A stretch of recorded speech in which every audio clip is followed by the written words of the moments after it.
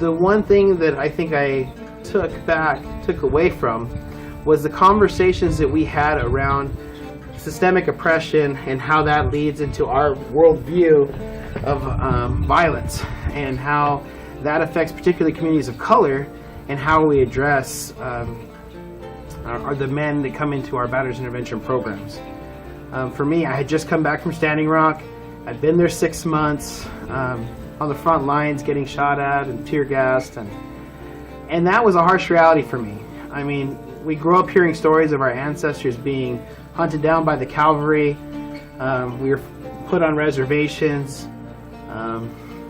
The cavalrymen, the soldiers, were where we learned about domestic violence. Culturally, domestic violence wasn't supported, and you got one warning. And if you didn't heed that warning, you were killed. So we didn't have that. That's how we dealt with it in our communities, because to us, women are the source of life and they're sacred. So in our cultural teachings, there's no room for that. But the cavalry brought that into our communities. The cavalry and the church did. So to go from being on the front lines to actually being at a place like Standing Rock, that's just a little ways away from Mandan, North Dakota, where Custer actually was based, and he left for the Battle of Little Bighorn. It was weird. So I came to that meeting with quite a bit of trauma on me, and in sharing that experience and kind of getting naked in the room and telling everyone, this is my experience, this is where I'm at. These systems of oppression that we're talking about, these power and control dynamics, aren't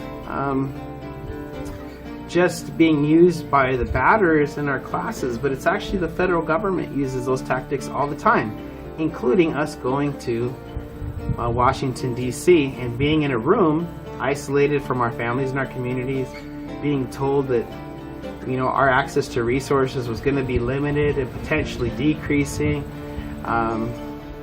to being told how we need to address these issues without the considerations of what's our local culture and how do we view the world.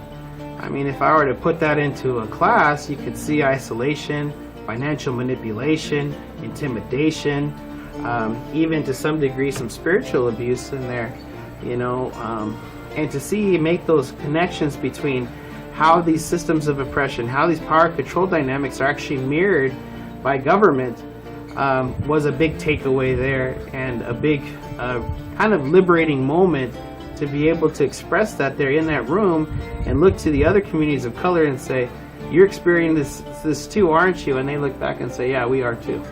And we're aware of that, you know, and to have that solidarity between us and knowing that doing this work isn't that easy, and goes far beyond just looking at the men in our community and actually looking at how we're going to create social change to make this conversation much larger and interactive.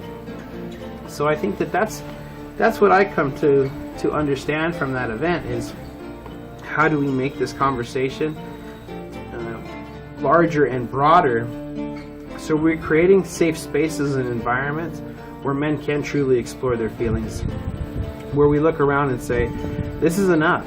And instead of being violent in how we address that, instead of yelling and being aggressive, we're taking a page out of the Women's March that happened earlier this year, and stand in solidarity and in silence and in beauty, and that we can do that too as men, and it's okay.